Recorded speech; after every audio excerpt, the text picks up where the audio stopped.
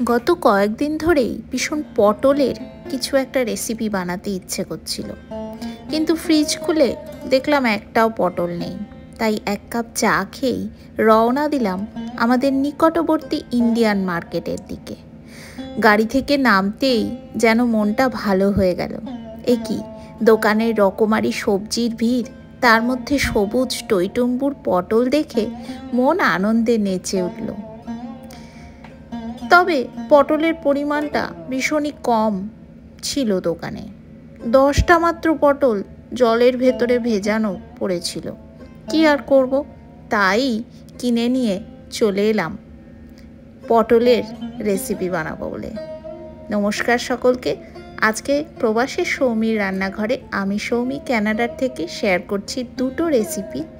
একটা হচ্ছে পটলের ভর্তা, আরেকটি হচ্ছে পটলের খোসা বাটা। দুটো রেসিপি কিন্তু ভীষণ চমৎকার। এখানে কানাডার আবহাওয়া খুব শুষ্ক, তাই পটল খুব দ্রুত শুকিয়ে যেতে পারে। তাই জলে রাখলে পটলগুলো সজীব ও টাটকা থাকে। সেই জন্য দোকানেও এইভাবে জলে পটল ভিজিয়ে রাখে, আর আমি বাড়িতেও জলে পটল ভিজিয়ে ফ্রিজে রেখে দিই। পটল সাধারণত ভারত, বাংলাদেশ বা অন্য এশিয়ান দেশ থেকে আমদানি হয়। দীর্ঘ পথ অতিক্রম করার কারণে তা শুকিয়ে যেতে পারে, তাই দোকানে বা বাড়িতে এনে জলে রাখা হয় যাতে আর্দ্রতা বজায় থাকে। পটলের খোসা যেন কুঁচকে না যায় ও তার সবুজ রং যেন ঠিক থাকে, সেই জন্য অনেক সময় পটলকে এইভাবে জলে ভিজিয়ে রাখা হয়। বাজারে আকর্ষণীয় দেখানোর জন্যও কিন্তু অনেক সময় পটলকে জলে ভিজিয়ে রাখা হয়। তো আপনারা তো দেখেই নিলেন যে আমি এবারে পটলের খোসাগুলো এইভাবে ছাড়িয়ে নিচ্ছি। সাধারণত আমরা হালকা করে পটলের খোসাটা ছাড়াই, কিন্তু এই যে রেসিপিটা আমি শেয়ার করব সেখানে যেহেতু আমি পটলের খোসা বাটা করব, সেই জন্য ভালো করে কিন্তু পটলের খোসাগুলো এইভাবে পিলার দিয়ে ছাড়িয়ে নিতে হবে।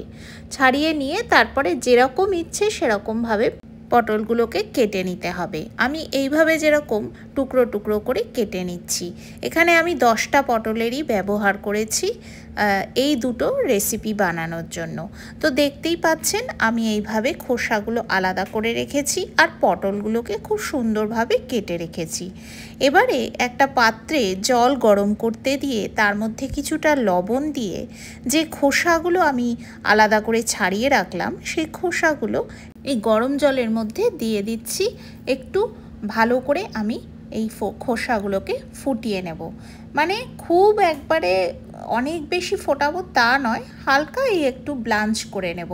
তো এইভাবে আমি একটা ঢাকা দিয়ে এটা এবারে ফুটিয়ে নিচ্ছি। এবারে আরেকদিকে যে পটলের টুকরোগুলো আমি কেটে রেখেছিলাম সেটা একটু হালকা ম্যারিনেট করে নিচ্ছি। কিছুই না, একটু হলুদের গুঁড়ো আর লবণ দিয়েই আমি ম্যারিনেট করে নেব। আর এই ম্যারিনেশনটা করতে করতে বলি যে পটলে থাকা ফাইবার হজম প্রক্রিয়া উন্নত করে এবং কোষ্ঠকাঠিন্য দূর করে। এটি কম ক্যালোরিযুক্ত হওয়ার জন্য ওজন কমাতেও সহায়ক। পটল রক্তে শর্করার মাত্রা নিয়ন্ত্রণে রাখতে সাহায্য করে। পটলের অ্যান্টিঅক্সিডেন্ট উপাদান লিভার ও কিডনি পরিষ্কার রাখতে অনেক সাহায্য করে। আর পটলে থাকা ভিটামিন এ ও সি ত্বককে সতেজ ও উজ্জ্বল রাখতে সাহায্য করে। এবারে একটা ফ্রাইং প্যানে আমি বেশ কিছুটা সর্ষের তেল দিয়ে দিলাম। এই দুটো রেসিপি কিন্তু আমি সর্ষের তেলে বানাবো, কারণ কি ভর্তার যে কোনো রেসিপি সর্ষের তেলে সব থেকে ভালো লাগে খেতে। তারপর এবারে যে পটলগুলো ম্যারিনেট করলাম হলুদ আর লবণ দিয়ে, সেগুলো এই তেলের মধ্যে দিয়ে খুব ভালো করে আমি ভেজে নিচ্ছি। পটলগুলো ততক্ষণ ভাজতে হবে যতক্ষণ না একটা লালচে রং চলে আসে। আর এই সময় আমি বলি যে পটলের খোসাও কিন্তু ভীষণই উপকারী। পটল যখন খাবেন তখন খোসাগুলো কিন্তু একদমই ফেলে দেবেন না। খোসায় থাকা অ্যান্টিঅক্সিডেন্ট দেহ থেকে টক্সিন দূর করে। খোসার মধ্যে থাকা ফাইটোনিউট্রিয়েন্টস শরীরের রোগ প্রতিরোধ ক্ষমতাও কিন্তু উন্নত করে। আপনারা নিশ্চয়ই দেখলেন যে আরেকদিকে খোসাটা খুব সুন্দরভাবে বয়েল একবার হয়ে গেছে। আর এই সময় আমি গ্যাসের ফ্লেমটা অফও করে দিয়েছি। আর এইদিকে পটল ভাজাগুলো খুব সুন্দরভাবে লাল লাল করে ফ্রাই হয়ে গেছে। তারপরে আমি একটা প্লেটের মধ্যে এই পটলগুলোকে তুলে নিচ্ছি। আর একটা জিনিস বলি, খোসার পুষ্টিগুণ চুল পড়া কমায় এবং ত্বককেও ভালো রাখে। আর পটলের খোসা হজমে সহায়তা করে। এবারে পটলের খোসার জলটা ফেলে দিয়ে আমি পটলের খোসাগুলোকে এই একটা মিক্সার জারে নিয়ে নিলাম। আর আমি নিয়ে নিলাম অর্ধেক পেঁয়াজ, একটা মিডিয়াম সাইজের পেঁয়াজের অর্ধেক পেঁয়াজ আমি এই ব্লেন্ডারে দিয়ে দিলাম। দিয়ে তার মধ্যে একটুখানি জল দিয়ে আমি পেঁয়াজ আর পটলের খোসাগুলো ব্লেন্ড করে নিলাম। আর এই দেখুন, এইদিকে পটল ভাজার যে তেলটা সেটা আমি এই পটল ভাজাগুলোর মধ্যে দিয়ে দিচ্ছি। যখন আমি এই পটলের ভর্তাটা বানাবো তখন কিন্তু ওই পটল ভাজার তেল দিয়েই বানাবো। আর কিছুটা তেল আমি ইউজ করব পটলের খোসা বাটার জন্য। এবারে যে তেলটা অবশিষ্ট আছে ফ্রাইং প্যানে, সেই তেলের মধ্যে আমি দিয়ে দিলাম 2টো রসুন কুচি আর একটা লঙ্কা কুচি। রসুন কুচি আর লঙ্কা কুচি খুব সুন্দরভাবে ভাজা হয়ে গেলে তারপরে আমি এই পটল ভাজার প্লেটটার মধ্যেই তুলে রাখছি। আর আমি তো একটা জিনিস বলতে ভুলেই গেছি, যে আমি কিন্তু তেলের মধ্যে 1 চামচ কালো জিরেও দিয়ে দিয়েছিলাম। আর তারপরে আমি আবার ওই তেলে 2টো রসুন কুচি আর একটা লঙ্কা কুচি ভেজে নিচ্ছি। তারপরে আমি এর মধ্যে যে পটলের খোসাটা আর পেঁয়াজটা বেটে রাখলাম সেটাও এর মধ্যে দিয়ে দিচ্ছি। তারপরে খুব সুন্দরভাবে আমাকে এটা ভাজা ভাজা করে নিতে হবে। কিন্তু এই সময় আমাকে অ্যাড করে দিতে হবে কিছু মশলা। বেশি কিছু মশলা আমি অবশ্যই রেসিপিটাতে ইউজ করছি না, মাত্র আমি দিচ্ছি অল্প একটু হলুদ গুঁড়ো আর স্বাদ মতন লবণ। হলুদ গুঁড়ো আর স্বাদ মতন লবণ দিয়ে খুব সুন্দরভাবে আমি এই রেসিপিটাকে একদম নাড়াচাড়া করে ভাজা ভাজা করে নেব। দরকার পড়লে একটু জলও অ্যাড করতে পারেন, কিন্তু এটাকে খুবই সুন্দরভাবে ভাজা ভাজা করে নিতে হবে, যতক্ষণ না মানে একটা সমস্ত ময়েশ্চার চলে যায় আর সমস্ত মশলাগুলোর কাঁচা গন্ধ দূর হয়ে যায়, ততক্ষণ কিন্তু সুন্দরভাবে ভাজা ভাজা করে নিতে হবে। একদম এই ফ্রাইং প্যান থেকে যখন ছেড়ে দেবে তখনই বুঝবেন যে খোসা বাটাটা একদম রেডি টু বি সার্ভড। এই দেখুন কি সুন্দর খোসা বাটার একদম আর জল বাকি নেই, আর খুব সুন্দরভাবে মশলাগুলো মিশে গেছে। মশলার থেকে এক ফোঁটাও কাঁচা গন্ধ বেরোচ্ছে না, আর সুন্দরভাবে ফ্রাইং প্যানটাকে ছেড়েও দিয়েছে।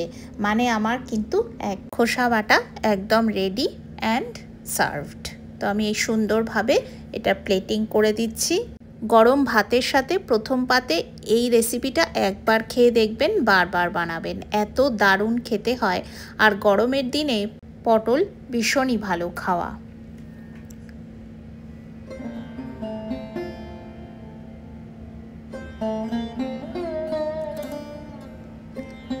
এবারে আমি পটলের ভর্তাটার উপরে একটা চেরা কাঁচা লঙ্কা দিয়ে একটু গার্নিশ করে দিচ্ছি। আর যে পটলগুলো আমি ভেজে রেখেছিলাম তার মধ্যে থেকে কয়েকটা পটল আমি সরিয়ে রেখেছিলাম, আর সেই ভাজা পটলগুলোকেও এই পটলের খোসা বাটার চারিধারে সাজিয়ে একটু গার্নিশ করে নিয়েছি।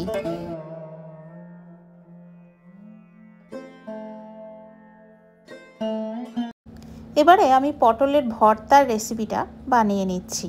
তার জন্য যে প্লেটটায় আমি ভাজা পটলগুলো আর পটল ভাজার তেল, তারপরে রসুন আর লঙ্কা ভাজা আর একটু কালো জিরে দিয়ে রেখেছিলাম, সেখানেই দিয়ে দিলাম অর্ধেক পেঁয়াজ কুচোনো। আর তারপরে এর মধ্যে আমি দিয়ে দিলাম স্বাদ মতন লবণ, দিয়ে খুব সুন্দরভাবে হাতের সাহায্যে মেখে নিচ্ছি। এই রেসিপিটাও কিন্তু গরম ভাতে প্রথম পাতে খেতে খুবই দারুণ সুস্বাদু লাগে। আজকের এই ভিডিওটা আপনাদের যদি ভালো লাগে তাহলে একটা লাইক, শেয়ার আর কমেন্ট করে দেবেন। আর যারা আজকে এই চ্যানেলে নতুন তারা অবশ্যই চ্যানেলটিকে সাবস্ক্রাইব করে পাশে থাকা বেল আইকনটা প্রেস করে দেবেন।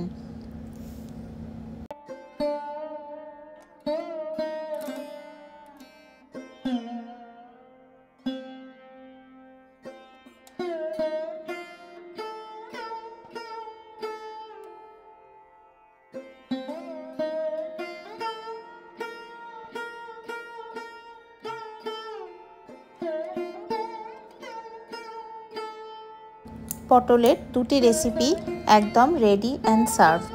পটলের খোসা বাটা এবং পটলের ভর্তা। আপনারা খুব ভালো থাকবেন, সুস্থ থাকবেন, সুন্দর থাকবেন। আজকের ভিডিওটা এই অবধি।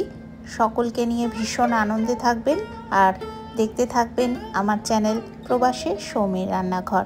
আজ আসি। Thanks for watching.